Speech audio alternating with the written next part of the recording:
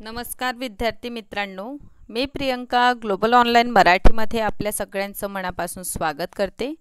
आज आपण महाराष्ट्र सेट परीक्षा पेपर क्रमांक 1 पेपर 1 मध्ये आपण सिलेबस मध्ये बघा, पेपर 1 चा सिलेबस टोटल 10 युनिट मध्ये आपल्याला दिसून येते आणि या 10 युनिट पैकी आपण युनिट क्रमांक 10 पासून सिलेबसला सुरुवात करीत आहोत आणि यामध्ये बघा हायर एज्युकेशन सिस्टम हे आपले युनिट 10 आहे।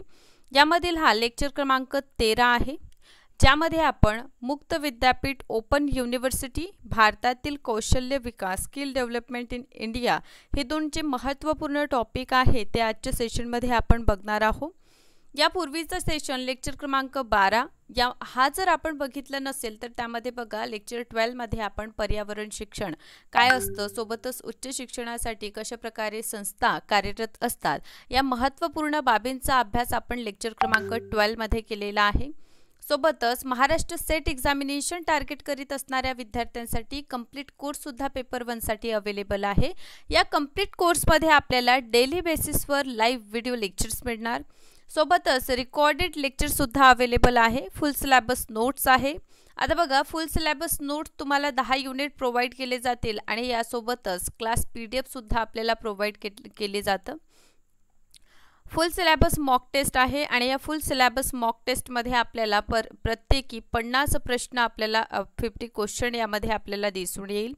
2000 प्लस MCQs ची सिरीज आहे। PYQ विथ डिटेल सोल्युशन आपल्याला मिळणार आणि लक्षात घ्या वीकली टेस्ट। ओके, तर वीक मध्ये आपण 5 टॉपिक जे अभ्यास करीत असतो यावरच आधारित आपली एव्हरी सॅटर्डेला वीकली टेस्ट होत असते। याचा अर्थ जे वीक मध्ये आपण टॉपिक अभ्यासित असतो त्याचा सुद्धा आपला सराव होत असतो। यासाठी नवीन बॅच आहे 20 ऑक्टोबर पासून सुरू होणार आहे। ठीक आहे, या नवीन बॅचला लवकरात लवकर जॉइन करा आणि जॉइनिंगची फीस मात्र 3000 आहे, ज्यावर डिस्काउंट मिळेल आणि मात्र 2400 रुपयामध्ये पेपर 1 आपल्याला मिळणार आहे।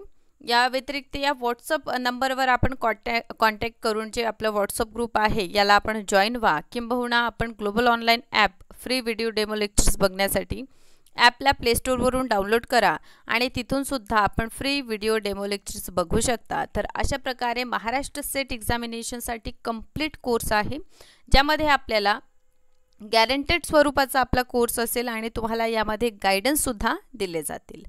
समोर वळूया, आजचा आपला टॉपिक जे आहे उच्च शिक्षण विभाग। ठीक आहे, हायर एज्युकेशन डिपार्टमेंट याविषयी आपल्याला अभ्यास करायचा आहे। तर यापूर्वीच्या सेशनमध्ये UGC याची स्थापना कशा प्रकारे झालेली आहे, all India council for technical education आपण बघितलं, नॅशनल मेडिकल कमिशन बघितलेला आहे, फार्मसी काउन्सिल ऑफ इंडिया शिक्षण म्हणजे एज्युकेशन कमिशन बघितलं, बार काउन्सिल ऑफ इंडिया या महत्त्वपूर्ण जे संस्था आहे यांचा आपण अभ्यास लास्ट सेशनमध्येच केलेला आहे।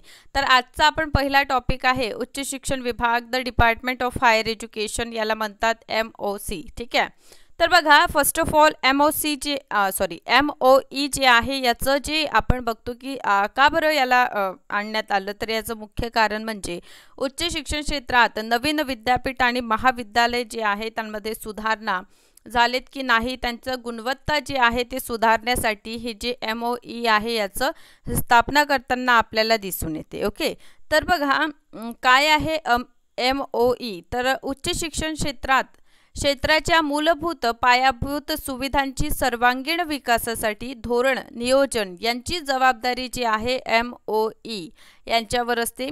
नियोजन विकास प्रक्रियेअंतर्गत विभाग, जागतिक दर्जाची विद्यापीठे, महाविद्यालय आणि इतर जे संस्थान आहे उच्च शिक्षणात प्रवेश आणि गुणवत्ता जे आहे ते पाहण्याचं कार्य पूर्णतः MOE करते। याचा अर्थ आपल्याला यातून 2 गोष्टी लक्षात घ्यायचा आहे, हे उच्च शिक्षणामध्ये सुधार सुचवण्याचं कार्य करते। ठीक आहे, बरं, फक्त सुधारच सुचवत नाही तर उच्च शिक्षणामध्ये धोरणे आखणे आणि नियोजन करणे हे 2 महत्त्वपूर्ण कार्य आपल्याला याचं दिसून येते।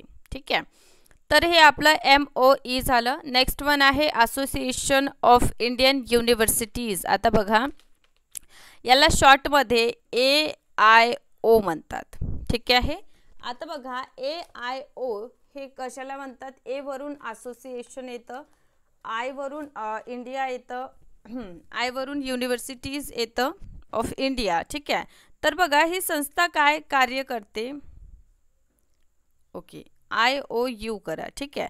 तर मोस्ट इम्पॉर्टंट असेल. ठीक आहे, फुल फॉर्म शॉर्ट फॉर्म आपल्या सगळ्यांना माहीत आहे की एक्झामिनेशनमध्ये आपल्याला विचारलं जात असतं, त्यामुळे तुम्हाला लक्षात घ्यावं लागेल की AIU. ठीक आहे. आता बघा असोसिएशन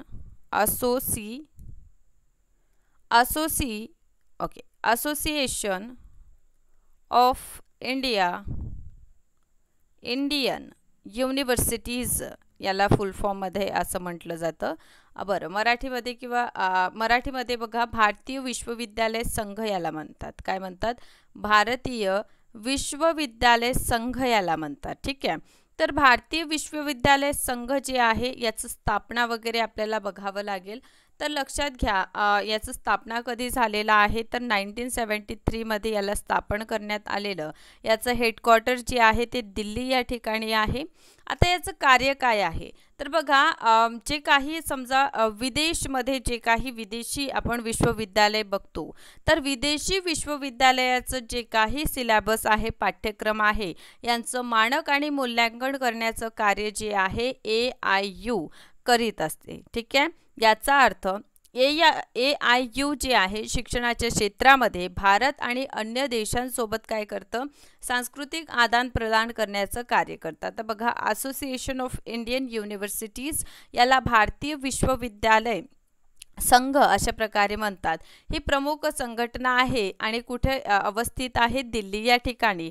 काय करते ही संघटना तर अभ्यासक्रमातील मानक आणि मूल्यमापन करते. कोणाचं मूल्यमापन करते तर परदेशात पाठपुरावा किंवा परदेशी विद्यापीठांचे जे काही विविध पाठ्यक्रम आहे, सिलेबस आहे, यांचं मानक म्हणजे स्टँडर्ड आणि इव्हॅल्युएशन करण्याचं कार्य जे आहे ना ते ही असोसिएशन ही संस्था जी आहे ती करताना आपल्याला दिसून येते.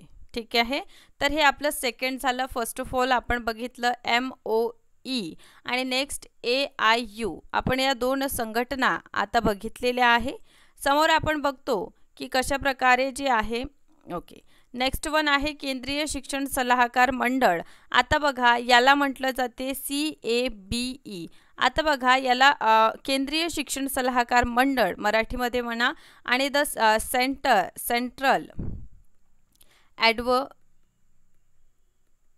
Advisory board of education. ठीक आहे, याला आपण इंग्लिशमध्ये म्हणणार. ओके, तर काय होतं CABE जे आहे याची स्थापना बघा फर्स्ट ऑफ ऑल 1920 मध्ये होते. ठीक आहे, पण 1920 नंतर आपण बघतो की 1923 मध्ये याला भंग करण्यात येते. ओके, आणि नंतर 1935 मध्ये आपण बघतो की याला परत पुनर्स्थापन करण्यात येईल. ठीक आहे. बरं, तर बघा भारत सरकारच्या शिक्षणातील सर्वात जुनी आणि महत्त्वाची सल्लागार ही संस्था आहे आणि याची स्थापना 1920 मध्ये आपल्याला झाल्याची दिसून येते. ठीक आहे, आणि बघा 1923 मध्ये याला विसर्जन म्हणजे भंग करण्यात येते आणि 1935 मध्ये याला पुनर्जीवित करण्यात येते. ठीक आहे. बरं, 1935 मध्ये जेव्हा याला पुन्हा स्थापन करण्यात येते, परत हे स्थापन झाल्यानंतर आतापर्यंत जे आहे ते सुरू आहे. ठीक आहे. आता याचं कार्य काय आहे तर लक्षात घ्या, केंद्र आणि राज्य. ठीक आहे, केंद्र आणि राज्य सरकार जे आहे त्यांना सल्ला देण्याचे कार्य करते. पाठ्यक्रम जे आहे ते पाठ्यक्रम तयार करण्यासाठी जे पण शिक्षण संस्थान आहे त्यांना वेगवेगळं काय म्हणतो एक प्रकारचं सुझाव जे आहे ते देण्याचं कार्य करते. आता बघा कोणतेही शैक्षणिक प्रश्न असो, अशा प्रश्नांवर केंद्र आणि राज्यांना सल्ला देण्याचं कार्य जे आहे ना ते आपल्याला CABE करताना दिसून येते. याचा अर्थ शिक्षणाच्या क्षेत्रात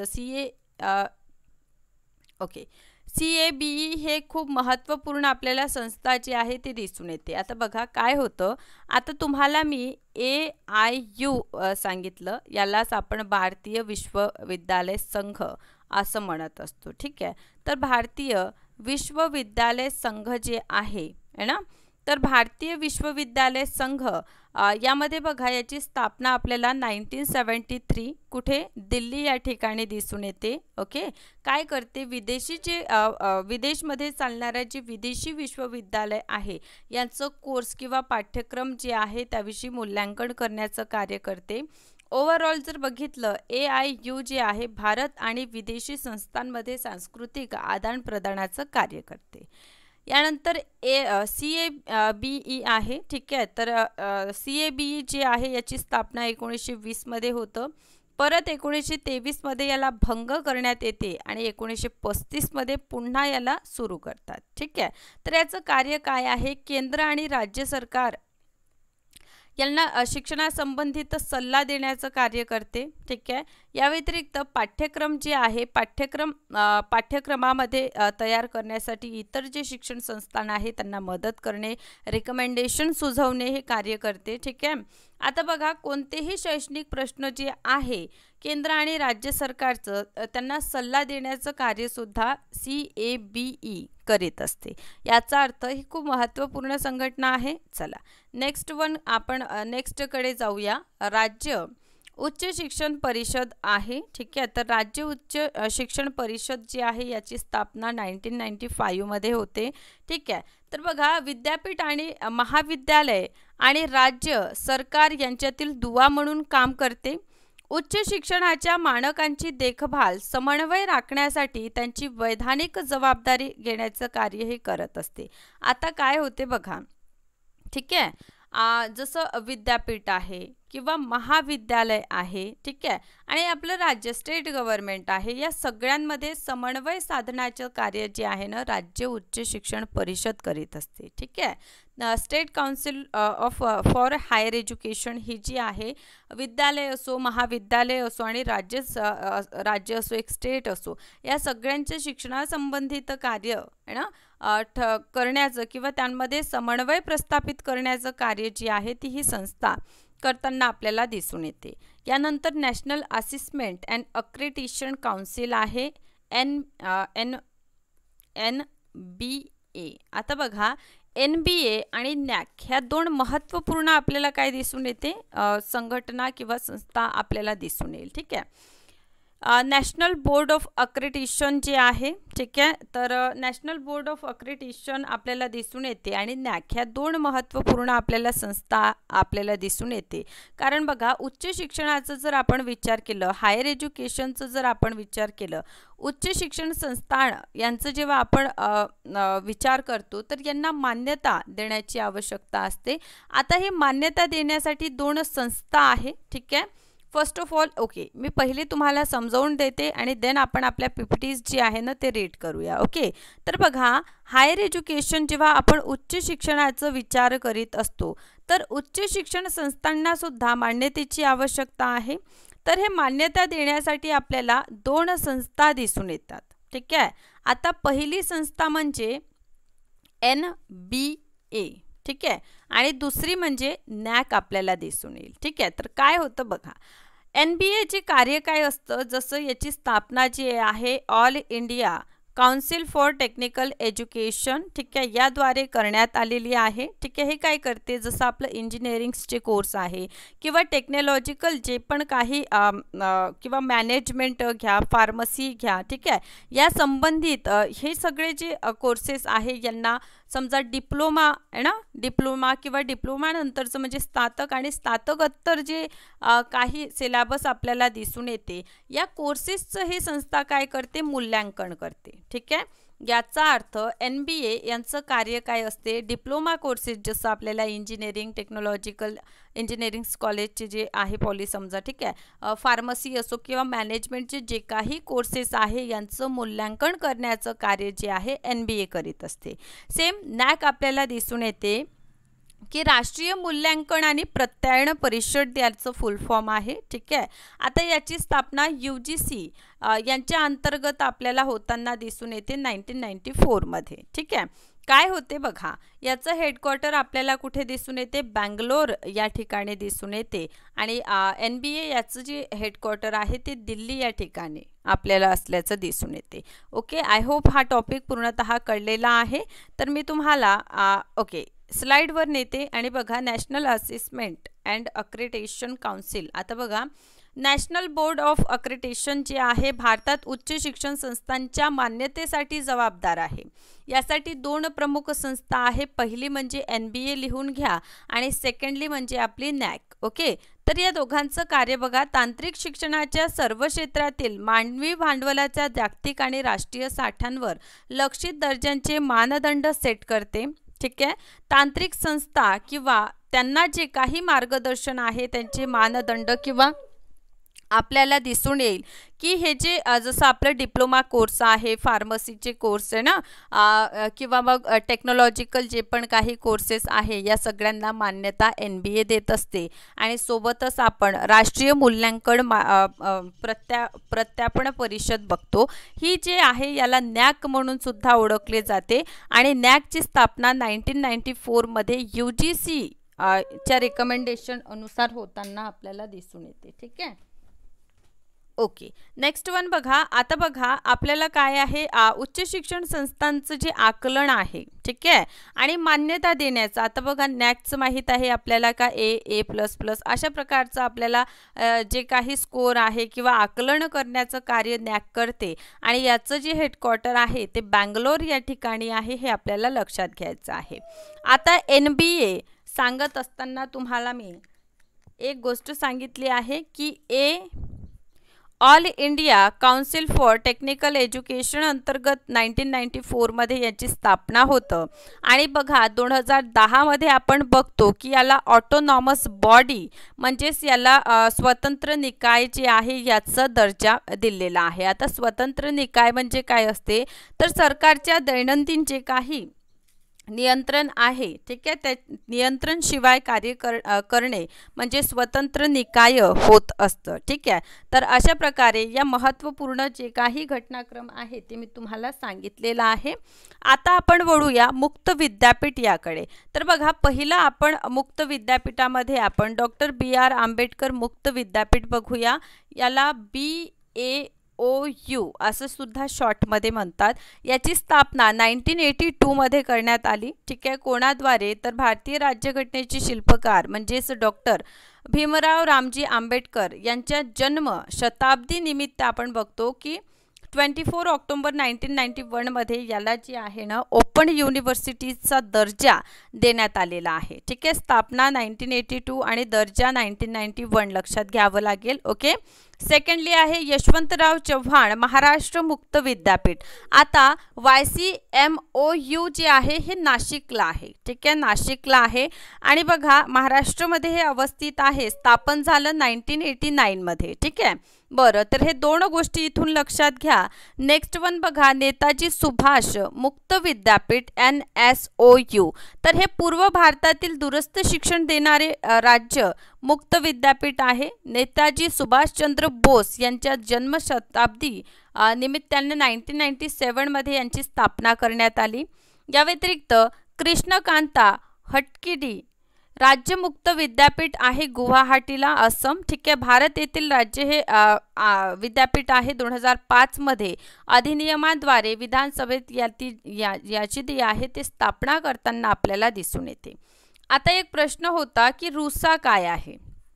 ठीक आहे, हा प्रश्न आपल्याला दिसून येते की रुसा काय आहे. तर याचं फुल फॉर्म आहे राष्ट्रीय उच्चतर शिक्षा अभियान याला म्हणतात. ठीक आहे, तर याचं फुल फॉर्म राष्ट्रीय उच्चतर शिक्षा अभियान असं याचं फुल फॉर्म आपल्याला दिसून येतं. ओके, राष्ट्रीय उच्च शिक्षा अभियान याला आपण म्हणतो. आता बघा ही भारत सरकारच्या मनुष्यबळ विकास मंत्रालय 2013. आता बघा याची स्थापना जी आहे ना मनुष्यबळ विकास मंत्रालय या अंतर्गत केलेली आहे. ठीक आहे, म्हणजे तुम्हाला लक्षात घ्यावं लागेल ministry of human resources development. ठीक आहे, यांच्या अंतर्गत कधी तर 2013 मध्ये याची स्थापना झालेली आहे. कशासाठी, तर भारतातील उच्च शिक्षणाचा सर्वांगीण विकासासाठी योजना तयार करणे हे याचं काय होतं उद्देश होतं. ठीक आहे, राष्ट्रीय उच्चतर शिक्षा अभियान ज्याला रुसा आपण म्हणतो ही केंद्र पुरस्कृत योजना आहे ज्याचा उद्देश राज्य उच्च शैक्षणिक संस्थांना धोरणात्मक निधी प्रदान करणे म्हणजे पैसा देणे यासाठी याची स्थापना झालेला आहे. हे भारतातील उच्च शिक्षणाच्या विकासासाठी शिक्षण मंत्रालय, ठीक आहे, मानव संसाधन विकास मंत्रालय याचं नाव आता बदलवलेलं आहे आणि एज्युकेशन मिनिस्ट्री केलेलं आहे. 2013 मध्ये सुरू करण्यात आलं. म्हणजे रुसा कधी सुरू झाली आहे तर रुसा ही 2013 मध्ये सुरू होताना आपल्याला दिसून येते. ठीक आहे.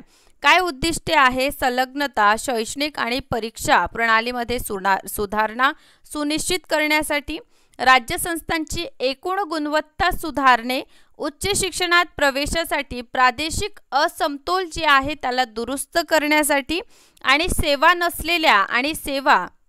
नसलेले जे भाग आहे त्यामध्ये संस्था स्थापन करण्यासाठी रुसा जे आहे त्याची स्थापना आपल्याला होताना दिसून येते. आय होप इथपर्यंत आपल्याला क्लिअर आहे.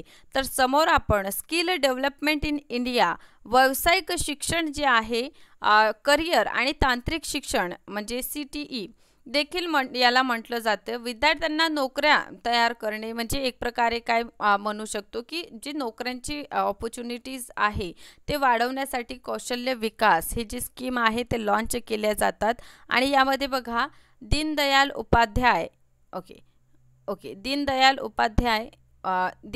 उपाध्याय ग्राम कौशल्य योजना आहे ज्याला DDU म्हणतात. ठीक आहे. यानंतर आहे दीनदयाल अंत्योदय योजना आहे. ठीक आहे. नॅशनल अर्बन लिव्हलीहूड पण या अंतर्गत येणार. बघा हे सगळे जे योजना आहे ते स्किल डेव्हलपमेंट करण्यासाठी आपल्याला दिसून येते. संकल्प असो, प्रधानमंत्री कुशल विकास योजना असो. ठीक आहे. तर हे सगळे स्कीम कशासाठी आहे? स्किल वाढवण्यासाठी आहे आणि त्या अंतर्गत आपल्याला रोजगार उपलब्ध व्हावा यासाठी आपल्याला दिसून येते की यांची स्थापना जी आहे ते केलेली आहे.